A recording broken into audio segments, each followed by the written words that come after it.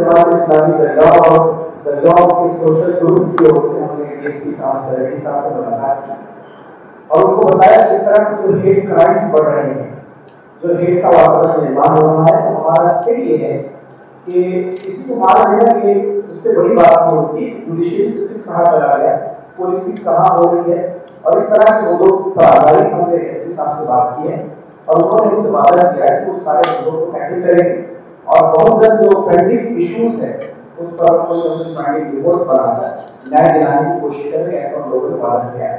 और हम जमात इस्लामी की ओर से यही सोचते हैं कि हेट का जो वातावरण इस हफ्ते 10 दिन में या 1 महीने के अंतर्गत हमारे जिले में फैल रहा है और भी हमारे लिए चिंताजनक है। अगर इसको आज अरेस्ट नहीं किया गया इस पोजीशन को, तो हमको लगता है कि फ्यूचर में एक बहुत बड़ा वातावरण खराब होने की संभावनाएं हैं, जो मैं समझता हूँ कि सामाजिक न्याय के स्तर पर कोई सही अंदाज नहीं दे रहा है। मी आपल्या जिल्ह्यात अनेक वर्षांपासून सामाजिक काम करते आणि शांतता सौहार्द टिकून राहावं, राष्ट्रीय एकात्मता टिकून राहावी यासाठी आम्ही अनेक वर्षांपासून काम करतो।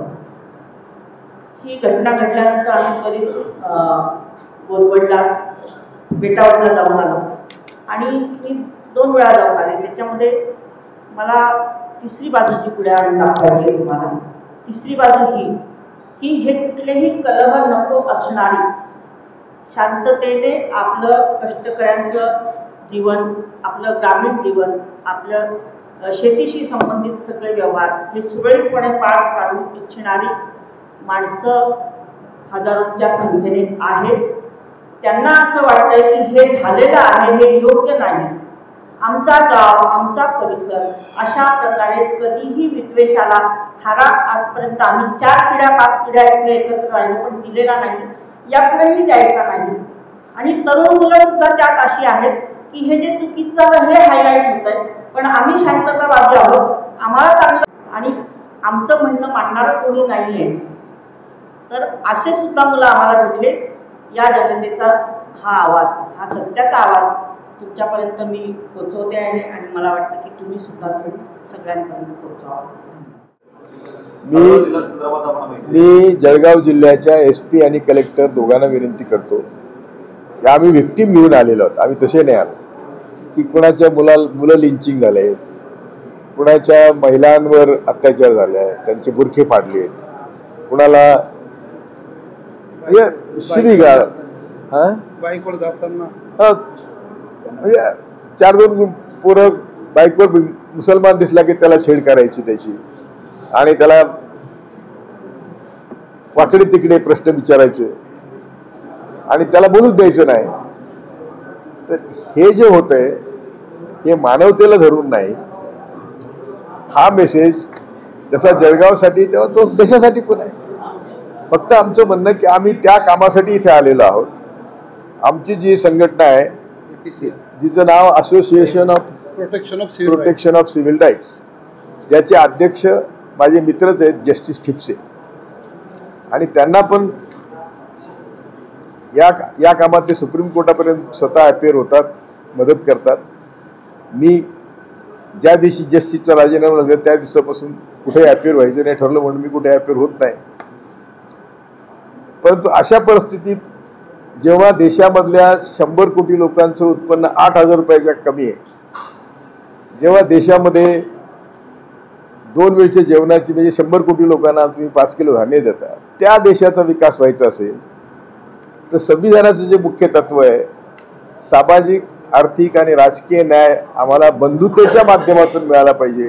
तर आम्ही सगळे बंधू आहोत आणि बंधुता नसेल तर संविधान नाही आणि संविधान नसेल तर सामाजिक राजकीय न्याय नाही। तर हा संदेश आम्ही तुमच्या कलेक्टरला आणि एसपीला देतोय। रेड्डी म्हणून आहेत आणि कलेक्टर कोण आहेत? ठीक आहे, कोणी का असेल पद आहे त्यांचं, ते डिस्ट्रिक्ट मॅजिस्ट्रेट आहेत। त्यांना मी विनंती करतो की तुम्ही दोघे या देशाचे, या तालुक्याचे राजे आहात, तुमच्या जिल्ह्याचे, आणि त्यामुळे तुम्ही या प्रजेचं रक्षण करणं तुमचं काम आहे। आणि ही विनंती आम्ही तुमच्या माध्यमातून त्यांना करतोय आणि त्यांना निवेदन देतोय। आम्ही भेट मागितली नाही, आम्ही आज सकाळीच आलो। आता निवेदन आम्ही तयार करू आणि ते भेटू।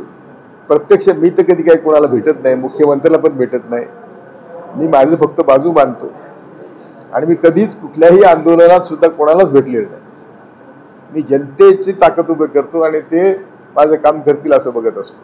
आम्ही तेच करू.